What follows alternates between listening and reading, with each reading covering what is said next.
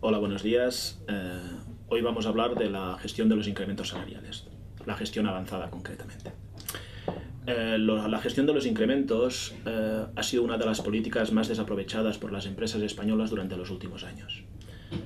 La mayoría de las empresas han realizado incrementos lineales o incrementos basados en méritos poco definidos y sin criterios o objetivos muy claros, donde el trabajador realmente muchas veces no sabía lo que se esperaba de él o cuál tendría que ser su desempeño para recibir los incrementos o los mejores incrementos a final de año, ¿de acuerdo? Además, por desgracia, el trabajador muchas veces es la única oportunidad que tiene de recibir feedback de sus superiores, y esto también es una oportunidad que se ha desaprovechado. Cuando hacemos un incremento lineal, sea cual sea nuestro desempeño y todos los trabajos tienen el mismo incremento, automáticamente lo que estamos diciendo es que todos han tenido igual de rendimiento y que realmente no se reconoce a los mejores dentro de la organización. Al final hemos diseñado modelos donde no se potencia a los mejores, sino que hemos tenido tendencia a igualar a los trabajadores, con lo que a la larga el mensaje que estamos dando es que tiene el mismo premio a final de año y realmente los trabajadores que aportan menos a la organización con los trabajadores que aportan. Y eso, por desgracia, ha sido habitual en la gran mayoría de empresas españolas, como decimos. Entonces, creemos que una política avanzada de incrementos es una de las herramientas más potentes que tienen las organizaciones hoy en día para desarrollar. Históricamente, el proceso de incremento se puede desarrollar de tres maneras, ¿de acuerdo? Una que ha sido la manera habitual en las empresas españolas, que es centralizado en la dirección, en la gerencia o en los recursos humanos, donde aquí se han decidido los incrementos normalmente por convenio en el personal general y incrementos un poco más basados en criterios subjetivos, en direcciones o en mandos intermedios, personal fuera de convenio. La segunda manera son los incrementos realizados top-down, ¿de acuerdo? Que son incrementos donde las líneas jerárquicas, normalmente los superiores, los responsables, han decidido los incrementos de sus colaboradores, pero de una manera sin tener unos criterios objetivos definidos y conocidos anteriormente por los trabajadores. Y la tercera modalidad poco empleada en las empresas españolas precisamente es top-down, donde a través de contribución, realmente a través de unos criterios definidos, los incrementos se decidan o el trabajador ya tenga que conocer sus incrementos una vez llegue el periodo de definición de estos, ¿de acuerdo? Aunque este sería un tema que daría para mucho y podríamos ampliar, en este vídeo nos vamos a centrar en las modalidades más avanzadas de gestión de incrementos. Y las modalidades más avanzadas son la matriz de incrementos. Existen dos tipos de matriz. Las matrices unidimensionales, que son las matrices basadas en la posición en la estructura salarial o el compa ratio, ¿de acuerdo? O basados en criterios de contribución, ya sea pues, a través de gestión del desempeño, de competencias o cualquier sistema de evaluación que tenga definida la competencia. Y las que vamos a trabajar concretamente en este vídeo son las bidimensionales, que son precisamente las que combinan estos dos factores, ¿de acuerdo? Ya sea la posición en la estructura salarial, el compa ratio, con el modelo de contribución, ¿de acuerdo? ¿Y por qué vamos a hacer este modelo? Porque consideramos que es el modelo más avanzado, que permite una gestión mucho más ajustada a los presupuestos y a la realidad de la organización y que va a premiar realmente a las posiciones que están ganando menos o realmente a las personas que tienen mayor contribución para la organización. ¿Cuáles son las ventajas de una matriz de incrementos? Las principales ventajas de una matriz de incrementos es que se individualiza la gestión de incrementos. Como hemos visto durante todo el curso, cada día más la política retributiva, la gestión de la compensación, tiene como tendencia la individualización del paquete retributivo. Y la gestión de incrementos, que no deja de ser la evolución de la estructura salarial, de la retribución fija a lo largo del tiempo, tiene que tener en cuenta esto. Entonces, la matriz permite que cada persona, dependiendo de su posición en la estructura y de su contribución, tenga un incremento diferenciado para él. ¿De acuerdo? El segundo es que es un modelo muy fácil de definir una matriz y después ajustarla a presupuesto. ¿De acuerdo? Hoy por hoy, cada vez más importante, y la crisis nos ha dado las razones, que es muy importante tener controlado el incremento de la masa salarial. Y si tenemos un presupuesto ajustado, qué mejor que distribuirlo, depende de ajustándolo a lo que nosotros creamos como criterios óptimos, ¿de acuerdo? Y el tercero es que definimos claramente los papeles de cada uno de los actores en la política de incrementos. ¿Qué quiere decir? Al final hay una serie de definición de políticas que depende de recursos humanos, la definición de cuánto dinero vamos a dedicar a incremento que depende de finanzas y la función de valorar o evaluar a sus colaboradores que depende de la línea jerárquica. Bueno, la verdad es que lo que creemos es que para poder ver cómo funciona la matriz de incrementos, lo ideal es verlo a través de un ejemplo que vamos a pasar a verlo a continuación. Si os fijáis, esta es la matriz de incrementos, la matriz maestra, la que decide los incrementos, y vemos que tenemos unas posiciones en la banda vertical y otras posiciones en la banda horizontal. ¿Qué quieren decir estas posiciones?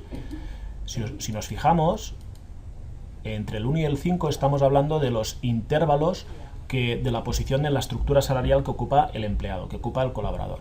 ¿De acuerdo? Si os fijáis, trabajamos con una banda, por ejemplo, el 5 es por encima del 120. Cuando vimos en el módulo de estructura, dijimos que las empresas españolas hoy por hoy habitualmente trabajan con una banda de más menos 20%, con lo que estas personas serían empleados que están por encima del máximo que normalmente acepta la estructura salarial, y por eso están en la posición 5. En la posición 4 pues vemos que están entre 80 y 120. En la posición 3 entre 90 y 100. En la posición 2 entre 80 y 90 y la posición 1 por debajo del 80. ¿Eso qué quiere decir? Pues que la persona que esté por debajo del 80 en la posición 1 tendrá posibilidades de tener unos incrementos mucho más altos que las personas, por ejemplo, que están en la posición 5. ¿De acuerdo? Para definir estas posiciones tenemos en cuenta el compa ratio. Vamos a ver un poco para recordar qué entendíamos por compa ratio. Si vamos a la representación gráfica de la estructura salarial, vemos aquí las posiciones que ocupan las personas. Por ejemplo, si esto es una banda de más o menos 20%, esta banda sería el 100, el 80 y el 120, todas estas personas que están por debajo son personas que están por debajo del 80, con lo que tendrían que estar en las puntuaciones que tendrían que tener posibilidades de incremento más altos. En cambio, las personas que están en azul son las personas que están por encima de 120, con lo que a nivel de compa ratio están mucho más elevados, con lo que sus posibilidades de conseguir incrementos dependerá de su contribución, pero son menos posibilidades. Estos serían entre el 100 y el 120, y aquí haríamos entre el 80 y el 90 y el 90 a 100. En este caso, como hemos visto, hemos hecho 5 distribuciones, pero podríamos hacer muchas más distribuciones. Eso dependerá de si queremos ser más agresivos, menos agresivos, si queremos premiar más a las personas que están por debajo de la base salarial, por debajo del 100. Bueno, eso ya depende de las políticas que definamos como empresa. El otro, el de contribución, aquí lo que vemos es la gestión, digamos, se puede medir pues gestión por competencias, gestión del desempeño, cualquier criterio de evaluación que tenga la persona. Si, por ejemplo, utilizamos un criterio de 1 a 5, las personas que están en la posición A serían personas que tienen una evaluación excepcional, que están por encima de 4. Las que están en el B entre el 3 y el 4. En el C entre el 2 y el 3. El D entre el 1 y el 2, y el E serían las peor evaluadas, que están por debajo del 1. ¿De acuerdo? Vamos a ver, por ejemplo, si lo gestionáramos por competencias, si fuéramos a empleados y fuéramos a competencias, veríamos que esta persona, por ejemplo, tiene una media global del 3.10, que sería su media del desempeño. ¿Esto cómo se hace? Pues bueno, tiene una puntuación de cada una de las competencias con un peso, y al final esta puntuación se consigue multiplicando el peso por el valor dividido por el total del peso, y es su puntuación del desempeño, que es la que tendremos en cuenta después a nivel de combinación. ¿De acuerdo? Muy bien. Volvemos a la matriz. En este caso, una persona que estará muy bien evaluado y que estará por debajo del 80 tendrá como máximo un 6%, y en cambio una persona que tenga una muy mala evaluación y que además esté por encima del 120 tendrá un incremento de 1,02. ¿Qué buscamos con esto? Si nos fijamos, por ejemplo, en la compa ratio, dos personas que ocupen el mismo tramo tendrán más incremento la persona que tenga más puntuación o que esté mejor evaluado. En cambio, si miramos a nivel de evaluación, dos personas que tengan el mismo tramo o el mismo intervalo a nivel de evaluación, tendrá más incremento la persona que tenga un compa ratio más pequeño.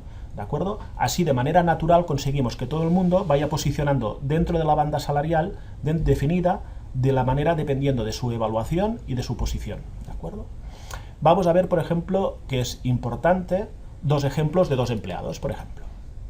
Mira, si nos fijamos por ejemplo, en Víctor Abadía, vemos que tiene un 1,93 de incremento. ¿Por qué tiene un 1,93? Pues está en la posición 4, el compa ratio 4, y una evaluación D. Si os fijamos, el 4, ¿por qué viene? Porque está en 117,50. Si os acordáis, el nivel 4 recogía todos los empleados que estaban entre el 100 y el 120. ¿De acuerdo? Y está entre el nivel de contribución D, porque el nivel D era el que estaba entre 1 y 2. ¿De acuerdo? Y aquí tiene 1,93. Pero si nos fijamos en otro empleado, por ejemplo, Fermín García, tiene un incremento de 4,05. Este nivel de 4,5 es porque a nivel de posición en banda está en la posición 2 porque está en un 87,60, y a nivel de contribución tiene un 3,40, con lo que está al nivel B. En este caso, Fermín tiene un incremento muy superior a Víctor Abadía, que estaba en el 1,93. Muy bien. Aquí tenemos definido unos incrementos de la matriz digamos, maestra. Pero como hemos dicho algunas veces, o durante la introducción del primer vídeo, es muy importante hoy en día tener controlado los presupuestos de incrementos. Aquí, si os fijáis, después tenemos una matriz real, una matriz ajustada. ¿Y esta matriz ajustada qué hace? Pues nosotros asignamos un presupuesto, por ejemplo, en este caso hemos asignado 15.000 euros, que es un 3,4% de incremento de la masa salarial, y como tenemos este dinero disponible, lo que hace es, respetando los algoritmos de la matriz maestra, es distribuir en porcentajes lo que corresponde a cada posición. Si antes de 15.000 euros, por ejemplo, tuviéramos 12.000, que esto significaría un 2,43% de la masa salarial, a la hora de ajustar la matriz al presupuesto, veríamos cómo los porcentajes cambian. Por ejemplo, el A1, en este caso tenía un 5,11, y ahora veremos cómo queda una vez la ajustamos a presupuesto.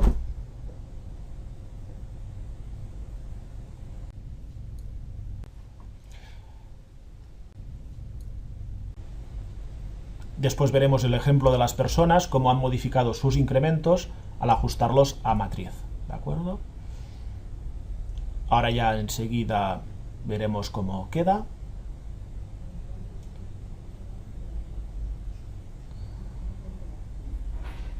Y podremos comprobar. Muy bien. Si os fijáis, ha quedado con un 4,09. ¿De acuerdo? Y si os fijáis o os acordáis de Fermín, antes estaba la posición 2B que tenía un 4,01 y en cambio ahora tiene un 3,24. ¿De acuerdo? Entonces, siempre podemos ajustar los incrementos o la masa salarial al disponible que tenemos como posibilidad de incremento y sin desmontar nuestra política de matriz para premiar a los que tienen mayor contribución para la empresa o que realmente están en una posición en banda mucho más baja que seguramente correspondía por su desempeño. Bueno, espero que os sea útil la explicación y como siempre quedamos a vuestra disposición para cualquier duda o consulta. Saludos.